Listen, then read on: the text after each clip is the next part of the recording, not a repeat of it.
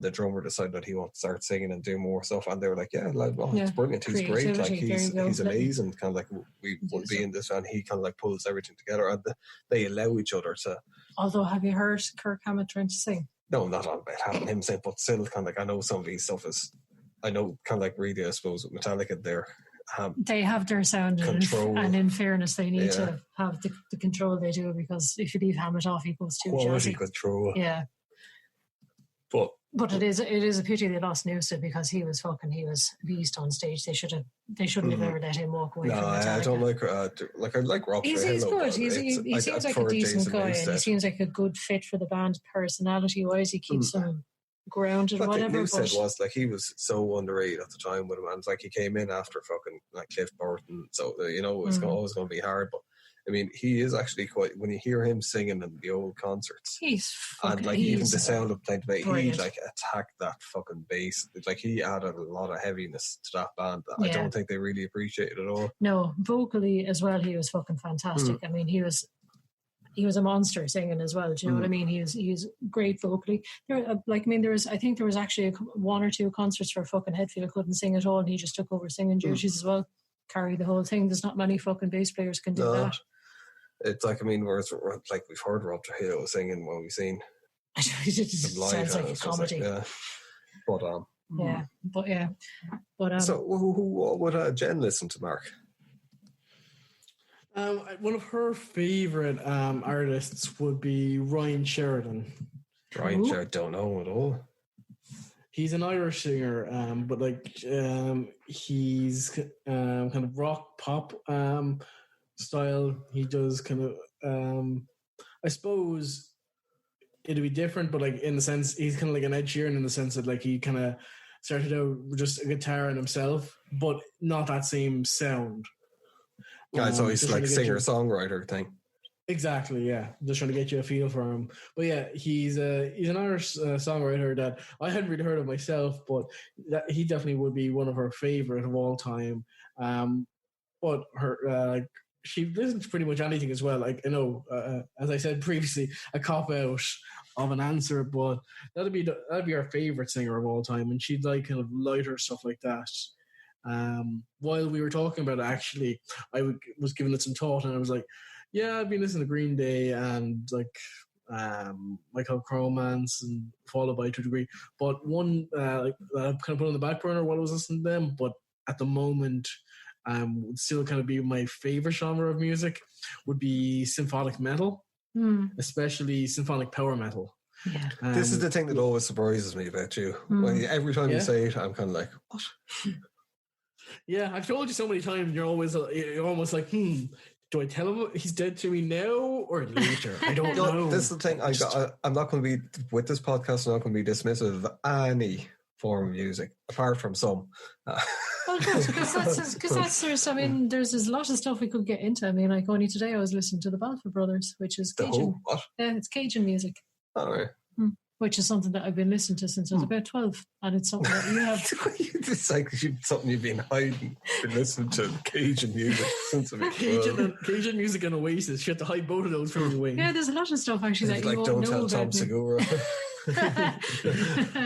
But anyway, sorry. Yes, continue, Mark, talking about Symphonic. We started looking through the Tom Segura stand-ups on Netflix, and they're great. He is brilliant. He's the podcast, he records it live. Obviously he records it live, but like he streams it. Yeah, so I think it's called Your Mama's House with his wife, and he has guests on. Okay. It's fucking hilarious because they do stuff. They have like video clips on it as well. There's one guy who's quite obviously kind of like a little bit fucking mental, who they've been following for ages on it by putting up video. He like puts up his own video, kind of like stuff on YouTube about adventures, and he's basically like a crackhead, kind of like, and they just kind of like take the piss out of that. But it's like, you know, Bill Burr's podcast thing. It's like Bill Burr's normal episodes are like a fucking stand-up special the whole time, and Tom Segura's show is like workshop. That. Yeah, and Tom Segura's one is like, he's just like a naturally funny guy. Like he's very, very, very quick with it. Whereas I thought got Bert Kirshner, I'm just not a fan of him at all. Can't get into. I looked at like the first special myself. He's good friends with Tom Segura. See him and Tom Segura and Joe Rogan a lot of times do kind of crossover stuff. Okay. But it's I don't know. I just can't get into. I'd like him when he's on the podcast, but his own show, I'm just kind of like I can't warm to at all. How is this pertinent to your musical tastes? It isn't. I want to throw this up on the tangent, but I'll throw back into our musical tastes now. So yeah, like as I was saying, one of my favorite kind of genres would be symphonic power metal, and I like kind of big standouts for me anyway would be Epica, Sonata Arctica, Nightwish, Rhapsody of Fire to a lesser degree, but definitely those. And then there's other ones as well, but those are definitely the big hitters and the ones that I've really enjoyed. Did we have Nightwish playing at our wedding? I think we might have at some stage. Did Nightwish do Nemo? Yes. Yeah, we did that, yeah. That's how you got into power metal. It was us. Would you like the likes of, let me see. Lacuna Coil? Yeah, I'm trying to think. I also like Lacuna Coil. Cradle of Filth. You're not going to fool me. I know they're not power metal. I'm trying to think if we can see they're not necessarily power metal, but would you like the likes of Amorphous or Dark Tranquility or anyone like that? Haven't heard of those now. Oh, actually, who you might like is Insomnium. Yeah, I think you would quite like Insomnium actually. See, I know they're not. They're kind of like in my eyes, they're like heavier power. All these things they always remind me of kind of like bands that could potentially enter into the Eurovision. That they're kind of accessible. They're lighter, dimmer border kind of a thing. Yeah. But there definitely is that aspect of it. I'm not going to lie, but what I like is I like kind of these short shorts. Mix. I do like my short shorts. Yes. They fill me up, Buttercup.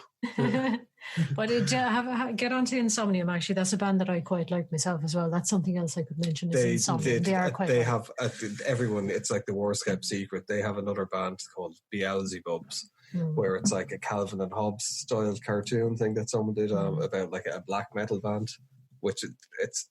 I kind of like. I think it's kind of cute and kind of funny, but their music videos are really. But the songs are fucking heavy. Yeah. I can't think of the name of it, but like, I mean, check out Beelzebubs. Anyone that's into it, it's fucking. They're really good.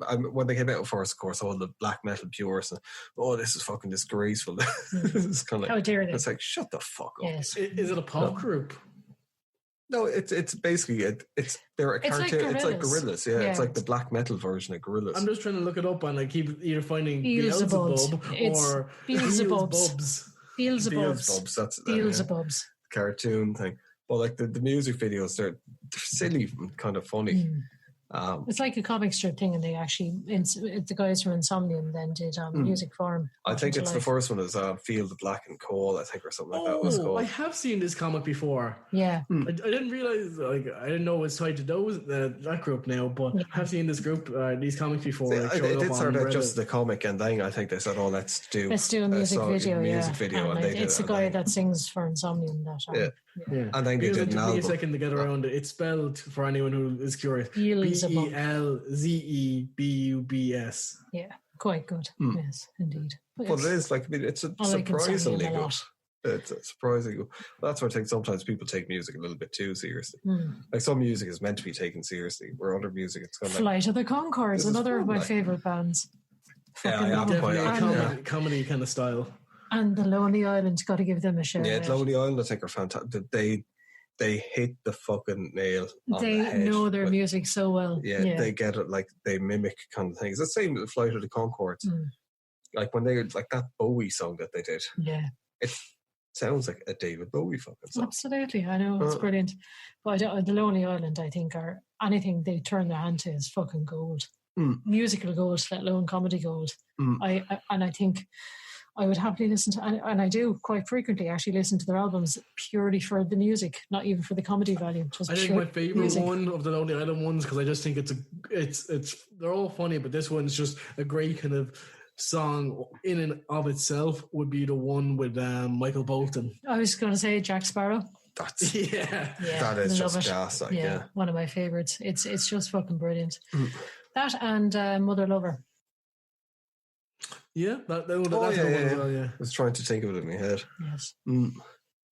And what's terrible is I know all of the words to that and sing along to it frequently.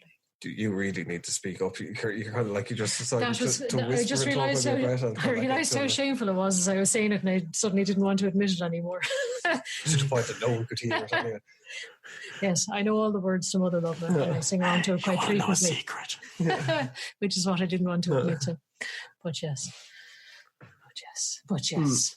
But it's kind of like did I mention I like Behemoth? I did. That was funny. Yeah. So you basically went, yeah, she likes Metallica. Shut up. Get out of here. But that's because that's all you listen to. I like Prince. I like other stuff.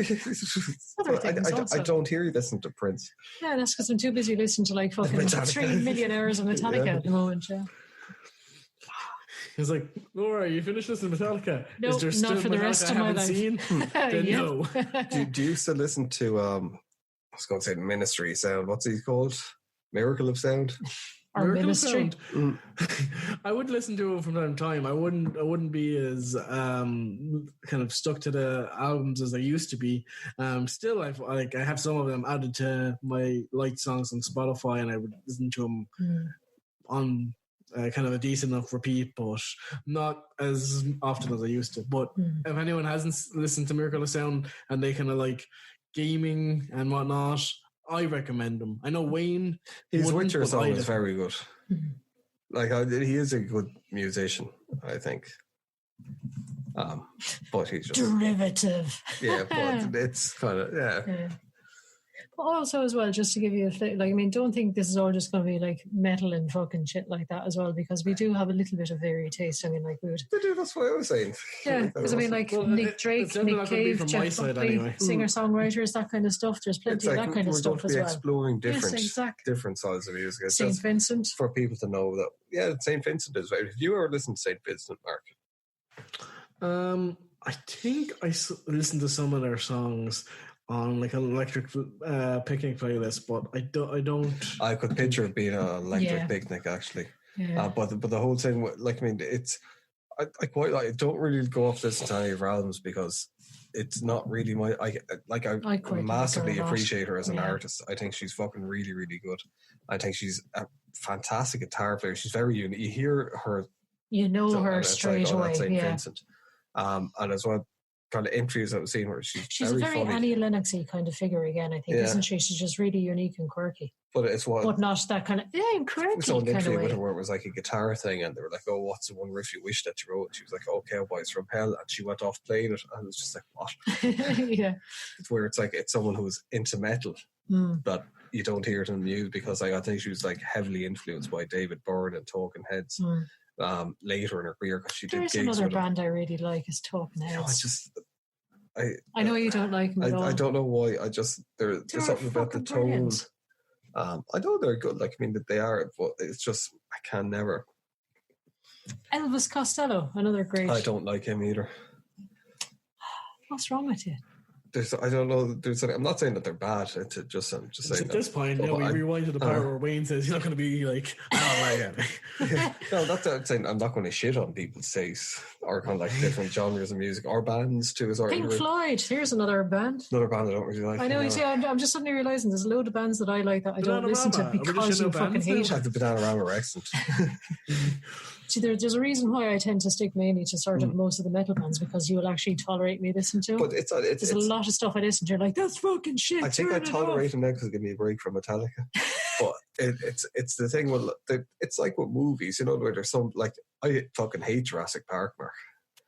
When it came out, it was good that we had these chats, but I think that's the end of our friendships. But it's the whole thing. It's like sometimes there's like. It's not trying to be awkward, but sometimes there's things that everyone likes, or just kind of, I don't get it. You don't understand it. I don't get it. And like Pink Floyd, do you know what? I actually like their last album a lot. Was it the Union Bell or something like that? Why did you bring up Jurassic Park? The Division Bell. I'm not a fan, am I? But I quite like that stuff. I remember hearing that on MTV when it came out. I was like, actually, that's really good. But like, stuff like actually, I have a funny story I have a funny story before we go too far off Jurassic Park. Yeah, must defend Jurassic Park's honor. No, it actually has nothing to do with Jurassic Park. It was like one morning about 2 or 3 weekends ago. I was just in the kitchen and I hit and run. Killed a dinosaur. Oh no!